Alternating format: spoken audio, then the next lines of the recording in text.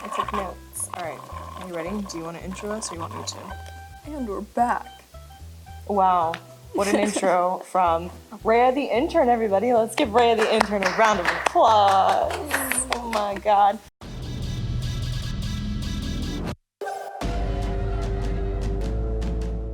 And behind us, you see my new set, which is so exciting. It's not completed yet, which is why you only get to see this section of it, because I am waiting for a big reveal. But I wanted to have Rhea as the first guest in front of it, because she spent many, many hours this weekend helping me paint it. It was fun, right? Yeah, it was fun. It was fun and hard, and my dog supervised. Oh my God, he's so cute. I wish you could bring him in every day. Thank you. Yeah, me too. So Rhea definitely deserves to be the first guest in front of this lovely, lovely wall. And special shout out, of course, to Jeff Patterson and Skylar Stever, who also helped create and get this moving. And also Monty. Monty does so many great things around KGW and fixes stuff up, and he's like a phantom in the night. You don't even know he's doing it. So I'm really, really appreciative of that. But we're going to talk some comics today. I took Rhea to the comic book shop. Was that your first time in a comic book shop? Yes.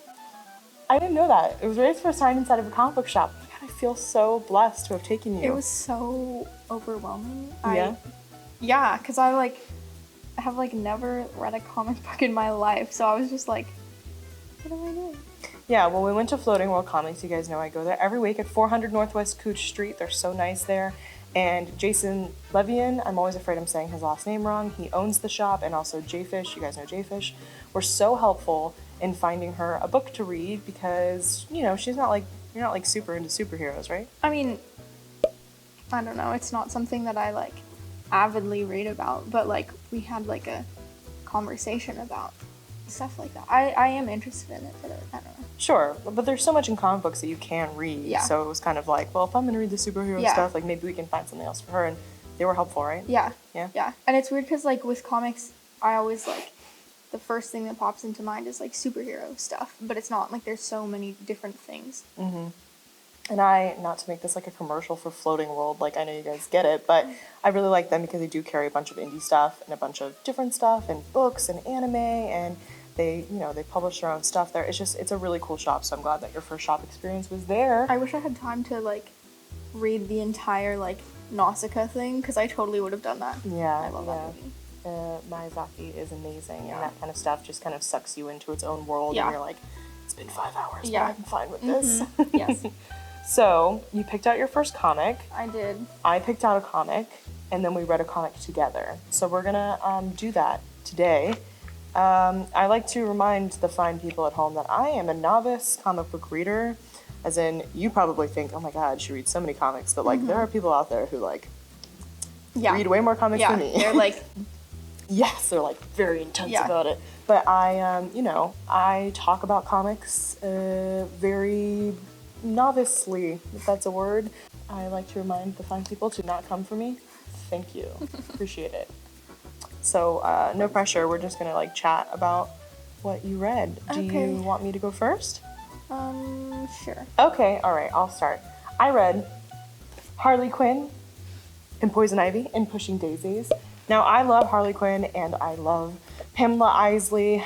I've read a few different iterations of them, which is pretty cool because a lot of people like to write them, and so there are lots of different storylines with them.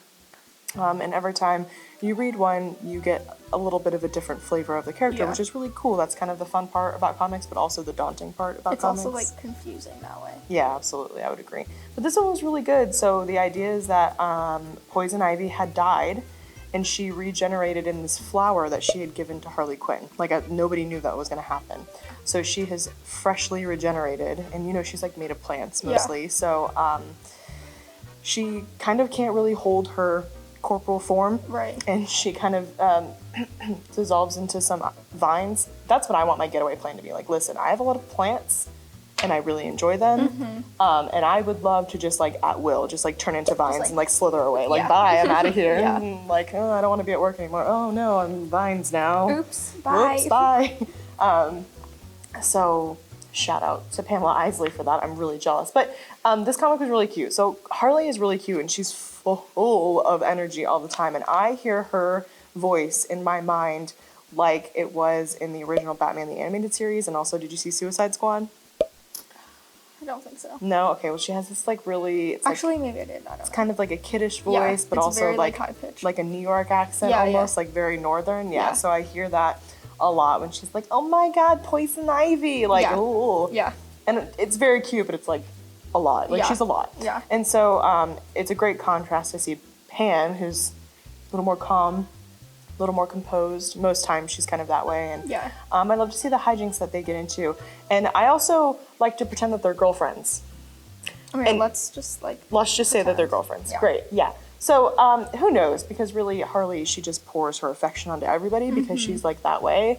But you know, we'll see. Does she do that to Harley though?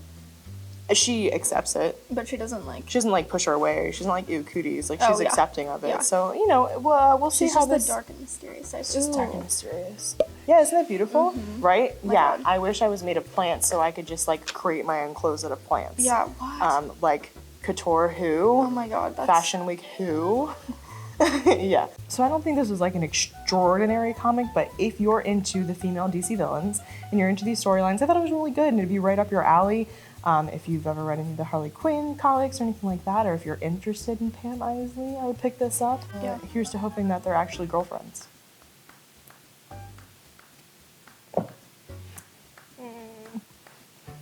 My nose is itchy. Me too. You can itch it. Huh? You can itch it. I'll edit it out. Not that, I'm leaving that in. But what if I'm saying it wrong and then It's people okay. are like, They won't. The amount of things I probably pronounced wrong, people only want to tell me that I'm boring or I'm fat.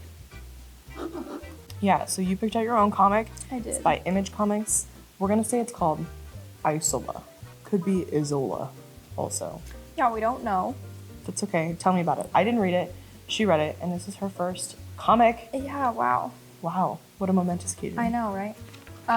Well, basically, okay. Well, first of all, the artwork is like really cool. There's this one. If you look at it in the store, but it's like this giant like 2-page spread. It's super cool. It's like So cool. It's kind of gnarly. Like it's like a dead beast thing, but it's really cool, and it's basically about this soldier and a tiger that are like traveling together, and then you kind of figure out that the tiger is the queen of something, and the soldier's like protecting her, and they're trying to make their way to Isola, which is like a town, I think, or like a city, and hunters are after them, and like it's this crazy thing, and then we like meet this old man in the forest that knows who the tiger is and is like, I can communicate with the tiger, and it's just like,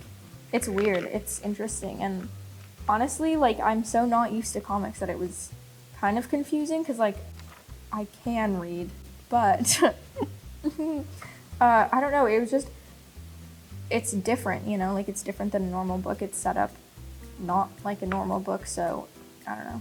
It's just a different style of reading. So it was a little confusing just because I'm not used to it, but it was cool and I was interested by it. And the artwork is really cool. I liked the artwork a lot. And would you continue reading this series?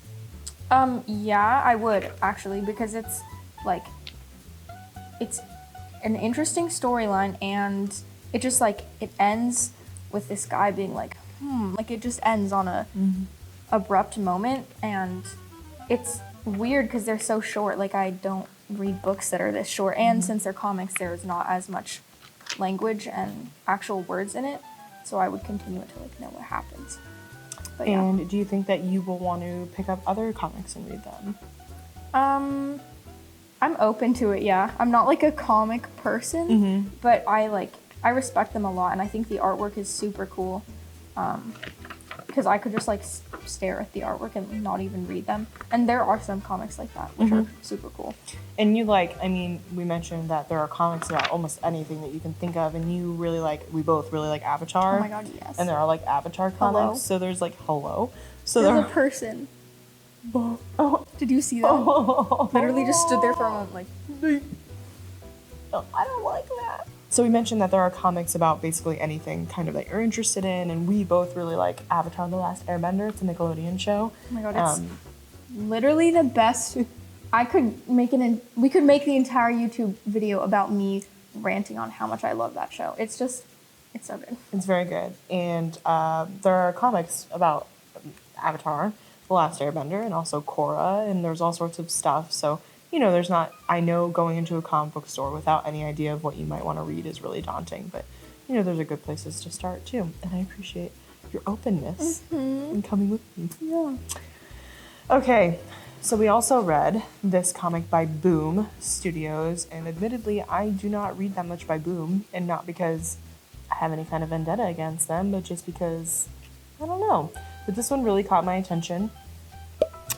Rhea, you also picked it up at first. It's called Something is Killing the Children. What a title. Depression. Hello? It's depression. And, it was not exactly what I was expecting. Yeah, me neither. So on the front, there's like a girl with a knife, and or like a machete, I guess it is. And so like when I was reading, I don't know about you, but when I was first reading it and I saw her, I was like, it's her. She's killing the children. Yeah, that's what I thought too. Yeah, I was like, oh, this is like taking a turn. Like this is some murdery The children stuff. are killing the children. Yes, the slightly older children are murdering the children. But I thought it was really interesting because you got a really good character arc. So the little boy that it's about, I don't remember his name. James, I think. Yeah, it is James. Wow, his name is James. I told you. And there's a really good character arc for James. So, it starts where he's at a sleepover with his friends, and he's telling a spooky story about seeing something in the ravine. And so they all go out to the ravine, and he falls in the ravine. And then his friends are like screaming and stuff. Yeah, but then when the police brought him in, he was like, it was just a joke. Like, it was just a scary story. I didn't actually see anything. But then at the end, the girl is like, you have a monster in your town or whatever. So he did see something then? I think so. So basically, James, his friends are murdered. He goes to school. That part was so gruesome too. Their bodies were like cut in half. I was like, oh my God. It was a lot. Yeah. I wasn't expecting it. So James goes to school after his friends are murdered, and some of the older kids are like, they're making fun of him because he's gay, and they're saying, you murdered your friends because you had a crush on one of them and they wouldn't kiss you, which is so horrible and awful, but pretty on brand for like how cruel children can be. And then the principal is on his side, and you learn that these aren't the only kids to be murdered or go missing. Like, there's something going on in this town. You learn that the girl with the machete, she's not murdering the children. She is fighting the monsters who are murdering children, it seems. And at the end, he admits that he did actually see something. But of course, when you see this a lot in real life too, when people are taken in for questioning by police, they're question and question and question. It makes a lot of sense that he would tell the police basically what he thinks they want to hear. I didn't see anything. It was just a story. I just made it up. I don't know what happened to my friends. And he doesn't really know what happened to his friends. Like, he had no part in it, just when he got up out of the ravine and then he saw their bodies. And it was like you said, it was like, I mean, obviously it's drawn, it's a comic, but like, oh my God. Yeah, it was a lot. Pretty gruesome. Yeah. So maybe rated T for teen to all you people out there who might want to read it or give it to your children. If the title, Something is Killing the Children, isn't enough, there's an F-bomb or two, and then also like bodies disemboweled. Yeah. Casual. Yeah. I liked Something is Killing the Children. I thought it was really interesting. It's kind of if you ever watched that show Supernatural meets... Oh, you like Supernatural? I love Supernatural. Okay. Oh, you like Supernatural. They're so hot. They're very good looking. Bro. Jensen Ackles is very good looking. They're all so good looking. And the dad... Have you ever seen Grey's Anatomy? No, but their dad is Jeffrey Dean Morgan. He's also in The Walking Dead. Yeah, and he's in Grey's Anatomy as Denny, like this guy that one of the interns falls in love with. And he's like so young. Not like young, but he's like younger. And he's so cute in that. And then he's the dad in Supernatural, and it's literally like, daddy. Like, anyway. Indeed. So I think this has a Supernatural vibe, sort of meets like It, like the recent reboot of It. Yeah, that's what I and like also like a Stranger Things, because it's definitely like these kids Yeah. taking on the supernatural. Yeah. And that kind of topic is really hot right now. Yeah. And so I think if you're interested in those types of things, you'll really enjoy this comic. So that's all we have for you this week. That's 3 comics, 2 people. You're welcome. And I'll be back next week with more comic fun. Normally, And maybe more more Rhea, Wall. and definitely more Wall. I wasn't saying. Oh, well, it's fine. Maybe Whatever. Rhea, and Maybe. definitely more Wall. I hope the rest of the accoutrement is supposed to be here early next week.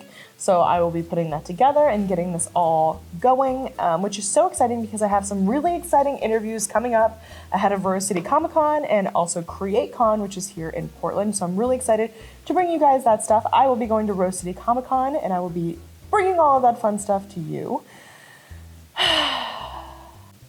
But we'll be back next week, or I'll be back next week. We're going to figure it out. And until then, this has been KGW's... Oh, wait. No, that's not what I say. What do you say? I say, and that's all I have for you. I'll be back next week, same-ish time, same place. And until then, this has been KGW's Comic Book of the Week.